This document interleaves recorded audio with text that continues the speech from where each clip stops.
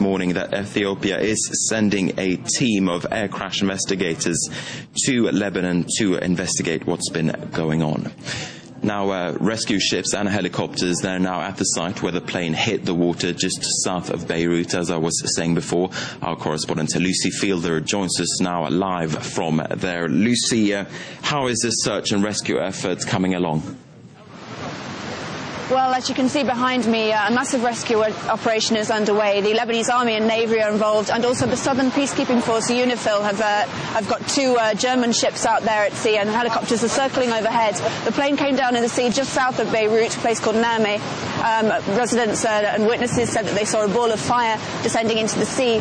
We don't know anything more about the cause of the crash, except that the President, Michel Suleiman, in a press conference just now, said that there was no foul play, no sabotage or terrorism suspected at this stage. It's being investigated, of course. It's very early days yet, and obviously stormy weather conditions are expected to have a lot to do with this. And the rescue operation is also is also taking place in extremely stormy conditions.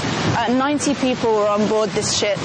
We believe 54 of them were Lebanese, and one Syrian, one Iraqi, 22 Ethiopians. It was on its way to Addis Ababa, and there's a big Ethiopian community here in Beirut. And also the wife of the French ambassador, Marla Sanchez Pieto, was also on board the plane. So far, there are no survivors reported, and 4 bodies have so far been retrieved from the sea. Now, Lucy, talk us through the chain of events and how this air crash unfolded just in the past few hours. As you say, it's still unclear what may have caused the crash. We could see behind you that the weather is still quite bad. The seas are still rough. What kind of role could the weather have played in all of this? Well, the storm's actually calmed. As you say, it's still very, very choppy out there, but overnight it was much, much worse. There were crashes of thunder all night, sheets of rain coming down. It was an extremely bad storm, very, very bad conditions indeed.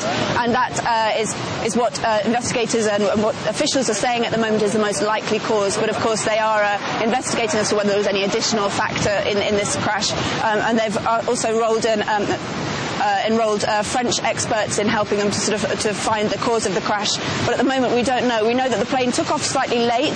It was scheduled for 2:10 in the morning local time, and left about half an hour after that, and came down very, very, very, very quickly after that, about 5 minutes after that, in the sea. As I said, that a ball of fire was reported as descending into the sea, and then the rescue operation was underway immediately. So far, we really don't have any more information about that, about the cause of events. The Ethiopian Airlines actually has a good safety record, and so does the Beirut Rafik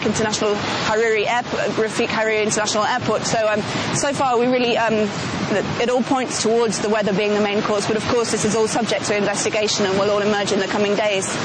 Absolutely, and I know, Lucy, that you will continue to cover this story for us here at France 24. Thanks very much for now, though, for bringing us that update.